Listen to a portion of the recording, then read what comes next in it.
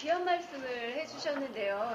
1등만 추구하는 사회에 또 정말 이기적인 사회가 만연한 이런 그 사회 구조 속에서 아마 이런 그 아직 피우지 못한 가능성이라는 꽃에 물을 주는 그런 리더십이 필요한 시기가 아닌가 그런 생각이 드는데 아주 적재적소에 꼭 필요한 시기에 네, 필요한 책이 나왔다라고 생각이 듭니다. 그래서 네 좋은 말씀 감사하고요. 이제 패널분들하고 같이 이야기 나눠보도록 할 텐데요. 우리 패널분들 네, 너무 멋진 이렇게 남성분들하고 진행하기가 오랜만인 것 같습니다. 네, 아주 잘생기신 인물도 보고 뽑았네요. 네, 맞습니다. 우리 패널분들 각자 본인 소개 좀 들어보도록 하겠습니다. 인사 부탁드립니다. 네, 오늘 초대받은 패널 박영식입니다. 네.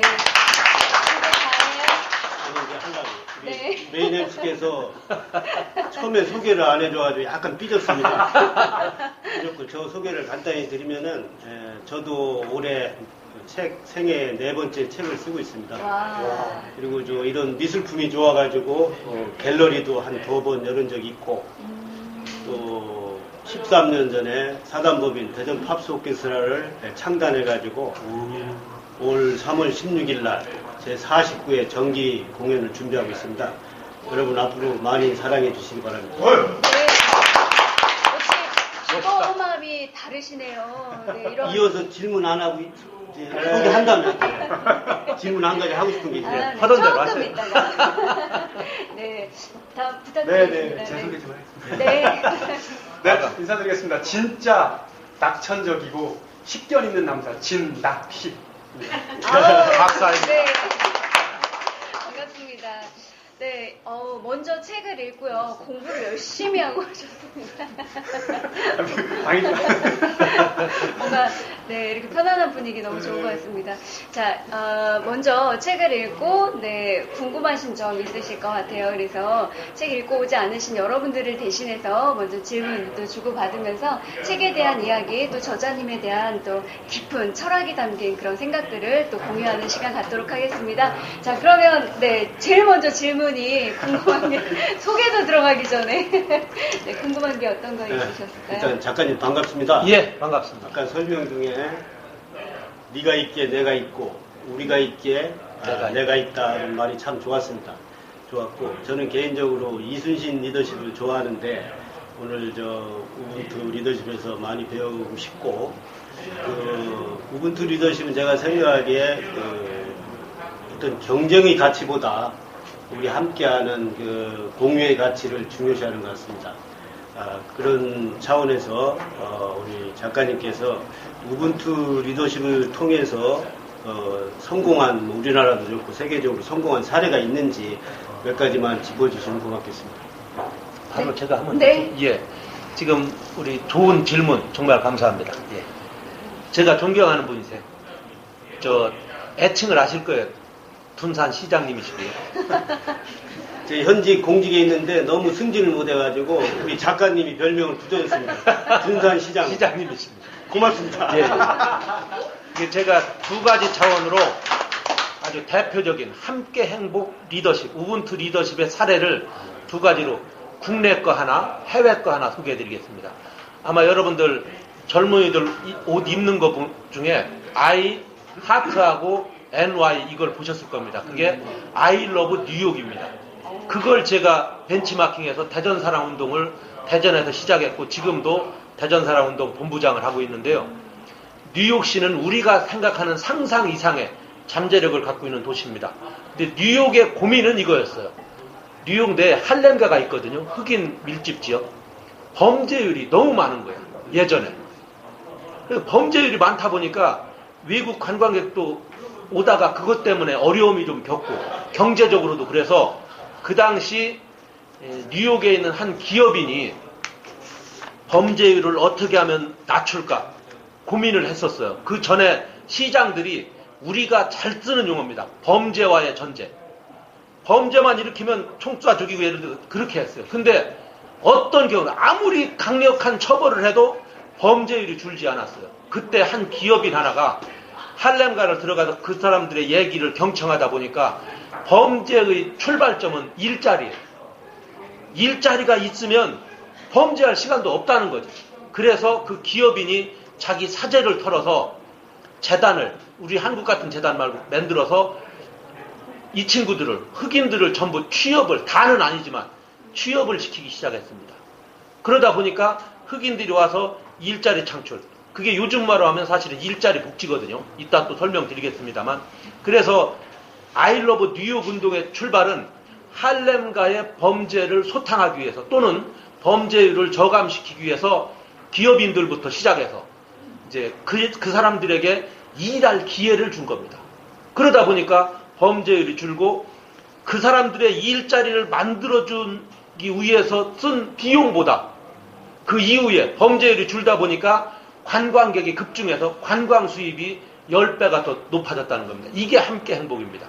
그 어려움 있는 사람들에게 기회를 부여함으로써 그들에게 일자리를 주고 일자리 복지의 출발이 그렇게 되는 겁니다. 그래서 지금 세계의 복지 선진국인 스웨덴, 덴마크, 노르웨이, 핀란드는 우리나라처럼 복지가 일원화되어 있습니다. 일자리 복지.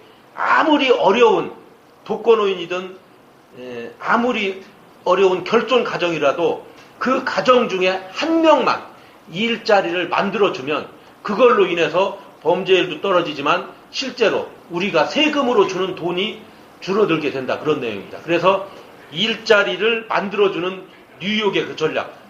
총 쏘고 뭐 감옥에 넣을 때는 범죄율이 안 떨어졌는데 일자리를 통해서 할렘가가 지금도 이제 잘 살지는 아직은 않지만 일부 이제 잘 사는 마을이 생겨서 함께 행복이 됐고, 대한민국서는 서산 태안이라는 걸로 아실 겁니다. 그곳에 이제 한 공직자가 서울시에서 근무를 하다가 자기 고향이 태안이니까 고향에 와서 정년 퇴직금을 가지고 와서 요즘은 뭐 120세까지 살아야 되니까 조그만 가게를 하나 열었어요.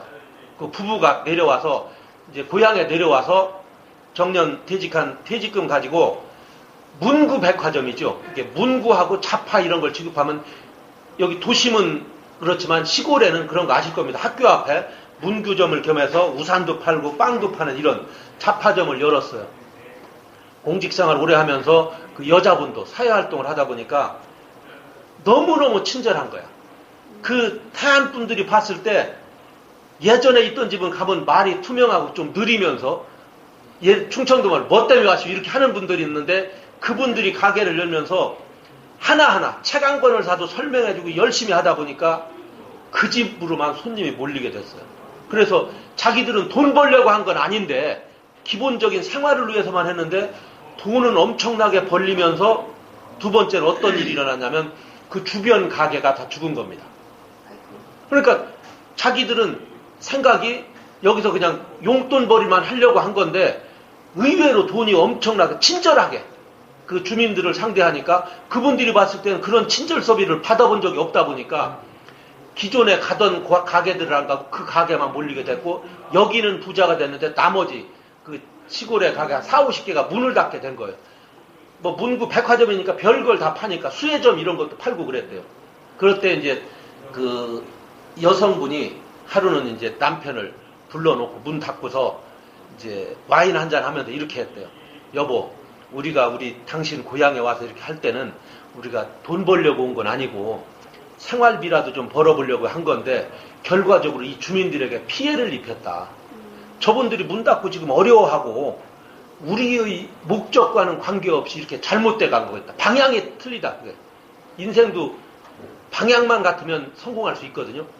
방향이 잘못됐다. 그걸 반성하고 회개에 기도하면서 그날부터는 책을 빼놓고는 다 물건을 다 뺀 거예요. 이분들이. 옆 주민 가게 하는 분들에게 우리가 저분들 죽이려고 온 건 아닌데 못 살게 오려 한 건 아닌데 어쩌다 보니까 친절하게 하다 보니까 결과물이 그래서 책을 뺀 나머지 우산 파는 거, 수혜점 파는 거, 어떤 때는 슬리퍼 다 빼고 그분들이 오면 오늘부터는 그렇게 팔지 않고 신발은 저쪽으로 가서 사십시오. 그 집까지 안내해주고 또 담배까지 팔았대요. 담배는 여기서는 안 팔기로 했으니까 저 집으로 가시고 또 빵집은 글로 보내고 다 보내서 결국은 그 한 마을이 행복하게 골고루 잘 사는 마을이 됐다. 지금 현재 태안의 한 작은 면단인데요. 그 실제 사례입니다. 이것이거든요. 지금 보면 요 근처에도 홈플러스 있을 겁니다. 나 거기하고는 왼수진 건 없는데 안타까운 거 그거예요. 우리 인생을 살면서 홈플러스에 갈 수도 있어요. 그런데 홈플러스에서 가면 그 돈은 우리 돈이 아니에요. 이제 그날부로 이제 서울로 가서 홈플러스 하나가 생기면 또는 이마트 하나 생기면 그 주변 가게가 500개가 문을 닫는다는 겁니다. 근데 거기에서 넘어가서 홈플러스나 이마트가 SSM인가? 동네 구멍가게 옆에다 이런 거 비슷한 걸 작게 차려가지고 결국은 그쪽에만 벌고 나머지는 죽는 이런 우리 지역민들이 죽는 특히 대전은 80%가 자영업자들입니다. 같이 먹고 살아야 되는데 그것 때문에 그래서 실제로 외국은 대기업들에게는 절대 소매권을 안 줘요. 도매만 하도록 하는데 우리는 소매를 다 지금 하도록 해가지고 함께 행복한 사회를 만들기가 좀 어렵습니다. 우리가 될 수 있으면 저도 거의 그곳은 안 가고 동네 슈퍼에서 조금 비싸더라도 삽니다. 그 돈은 우리가 함께 행복한 사회를 만들어가는데 동네 가게 이용하는 여러분들이 되시면 함께 행복한 사회가 된다는 말씀을 드리고 두 가지 사례를 답변으로 드렸습니다.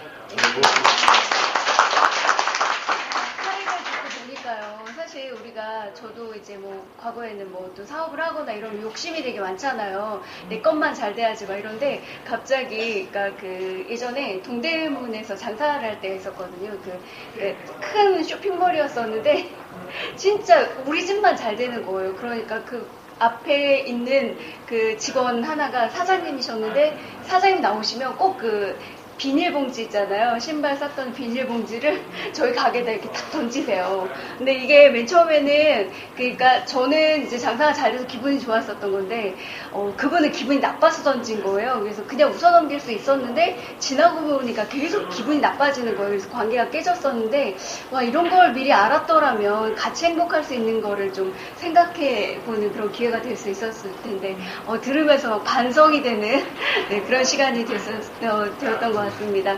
네, 질문 또 하나 할까요? 네. 강의를 30년 하셔가지고 너무 잘하시고 저도 강의를 하거든요. 네? 그러니까 그렇게 들렸어요. 제가 잘한다고 했는데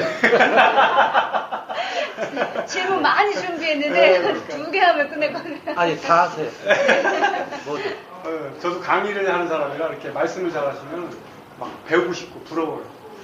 그리고 제가 강의 몇 번 많이 들었어요. 그러면 유머 강의를 재미있는 말씀을 많이 하세요. 유머도 많이 하시고 강사들한테 많이 주시고 그렇게 하시고 제가 책을 다 읽었는데 책에도 사진이 나올걸요. 자전거 타는 사진도 나오죠. 예. 네. 오늘도 아마 자전거 타고 오셨죠. 그러면 네. 제가 한번 뵀어요. 네. 모든 걸 다 책도 자전거에 싣고 오셨죠. 예. 뭐 술, 뭐 짐, 뭐든지 다 자전거에 싣고 오시더라고요. 뭐 차가 없으신가?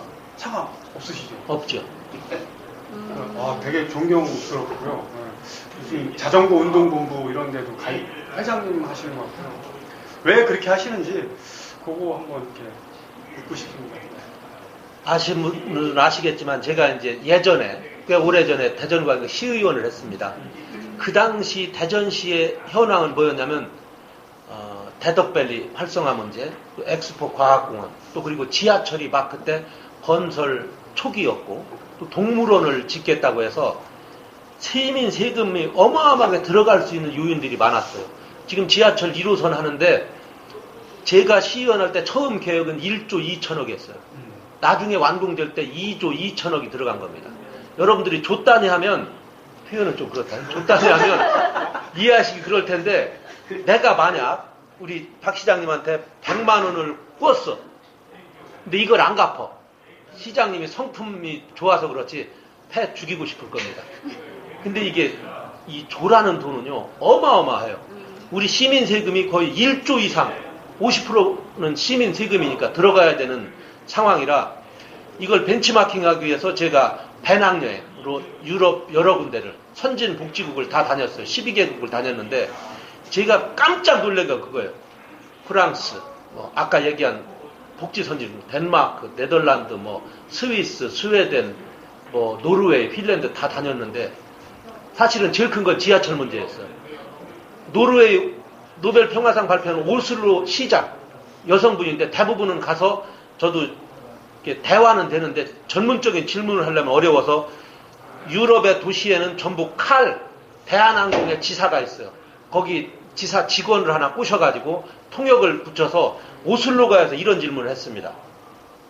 오슬로는 50만 도시예요. 규모가 안 커요.